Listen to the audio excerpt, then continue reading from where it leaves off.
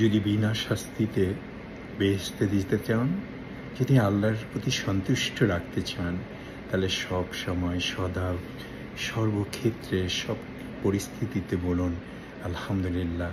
আর মনে রাখবেন, আল্লাহ সবুর যারা করে তাদেরকে ভীষণ পছন্দ করে। যারা নিজেদেরকে সংযত রাখতে পারে, সবুর রাখতে পারে, তাদেরকে আল্লাহ বিনা শাস্তিতেই বেহেশতে দিবে। এমন একটা হাদিস আপনারা শুনেছি। হাদিসটা ঠিকমতো শুনে নেবেন। আমার কথা, জীবনের যে কোনো পরিস্থিতিতে হেসে উড়িয়ে দেওয়ার চেষ্টা করবেন।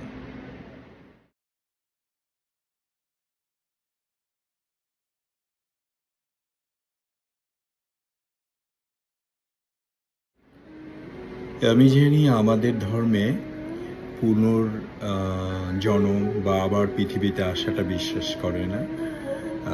তো সেটার উপর শ্রদ্ধা রেখে যদি হঠাৎ করে আল্লাহ যদি চান্স দেয়, আল্লাহ যদি বলে যে তোকে আবার পৃথিবীতে পাঠাবো, আমি আবার পৃথিবীতে খাজা মর্তুজ হিসেবে আসতে চাবো, বাংলাদেশে জন্ম নিতে চাবো, মুসলমান হিসেবে জন্ম নিতে চাবো, আর বাস করতে চাবো আমেরিকায়।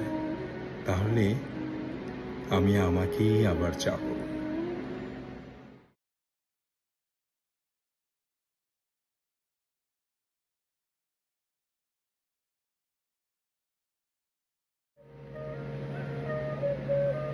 ছোটবেলায় এক বষ্টমী তার আগমনী গান হঠাৎ থামিয়ে বলেছিল, শ্লোকা দ্বাদশীর দিন অন্তরাটুকু শুনিয়ে যাবে। তারপর কত চন্দ্রভূ অমাবস্যা চলে গেল, কিন্তু সেই বষ্টমী আর এলো না। 25 বছর প্রতীক্ষায় আছি। মামাবাড়ির মাঝি নাদের আলী বলেছিল, বড় হও দাদা ঠাকুর, তোমায় আমি 3 প্রহরীর বিল দেখাতে নিয়ে যাব।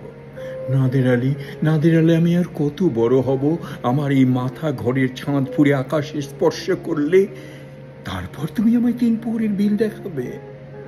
বুকের মধ্যে সুগন্ধি রুমাল রেখে বরুণা বলেছিল, যেদিন আমায় সত্যিকার ভালোবাসবে সেদিন আমার বুকে অমন আতরের গন্ধ হবে। ভালোবাসার জন্য আমি হাতের মুঠোয় প্রাণ নিয়েছি। দুরন্ত ষাঁড়ের চোখে বেঁধেছি লাল কাপড়। বিশ্ব সংসার তন্ন তন্ন করে খুঁজে এসেছি 108টি নীল পদ্ম। তবু কথা রাখিনি বরুণা। এখন তার বুকে শুধু মাংসের গন্ধ। লগ যা গলে কি ফের এ হাসি রাত हो और ना हो, शायद फिर इस जन्म में मुलाकात हो और ना हो, लग जा गले।